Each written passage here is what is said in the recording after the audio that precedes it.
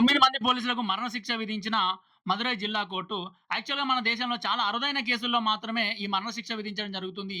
అయితే కోర్టు ఈ కేసును ఒక అరుదైన కేసుగా భావించడం జరిగింది. ఎందుకంటే మానవ హక్కుల్ని కాపాడాల్సిన పోలీసులే వాటిని హరించి 2 నిండు ప్రాణాల్ని బలి తీసుకోవడం జరిగిందని జెప్పి దీన్ని అరుదైన కేసుగా భావించడం జరిగింది.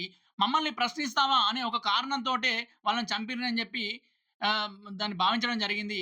యాక్చువల్‌గా 2020 జూన్ 19న లాక్‌డౌన్ నిబంధనలు ఉల్లంఘించిండని జెప్పి మెడికల్ షాప్ రన్ చేస్తున్న జయరాజ్ అనే వ్యక్తిని అరెస్ట్ చేయడం జరిగింది. అతని కోసం వచ్చిన అతని కొడుకును కూడా లాకప్‌లో పెట్టి కొట్టడం జరిగింది.